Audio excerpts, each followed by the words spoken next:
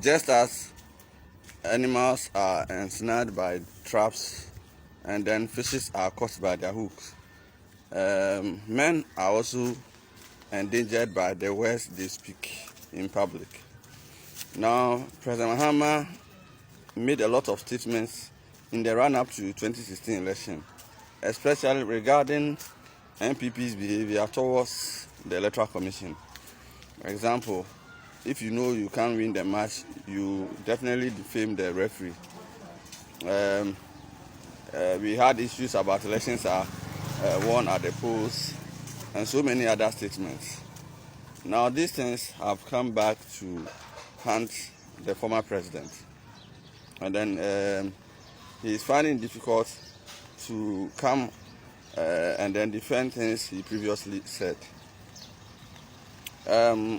We have seen that in the last few days, the NDC held a lot of press conferences and demonstrations. In fact, there was a day in the last 1 month when demonstrations were held across the whole country. All the 16 regions had demonstrations regarding the work of the EC, and then they were calling for an independent auditor.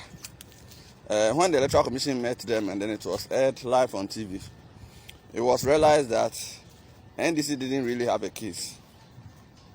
And then instead of coming to eat their pie humbly, they have decided to shift the polls.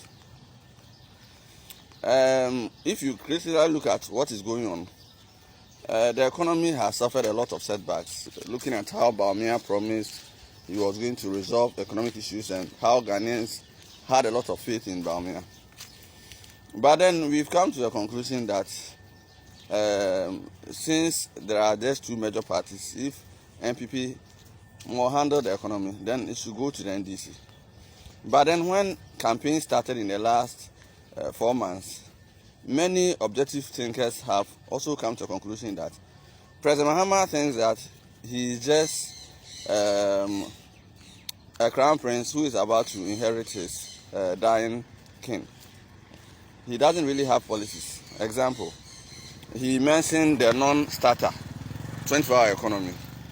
And that cannot be a policy, because we all know that basic economics states that it is demand, supply, and then availability of the item that will determine how marketing should be done. For example, smoking of weed is illegal in Ghana, but once someone needs weed and another person has the capacity to provide weed, whether government sanctions it or not, business has begun. So 24-hour economy will not be a policy of the government.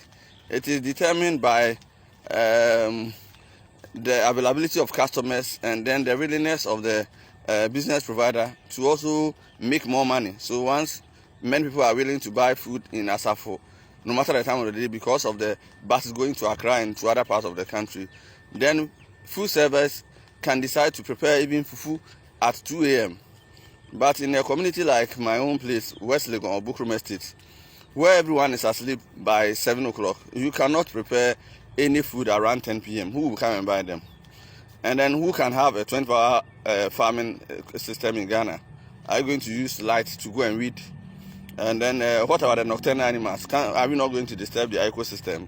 All those things are things we should look at. Bawumia has been talking about digital.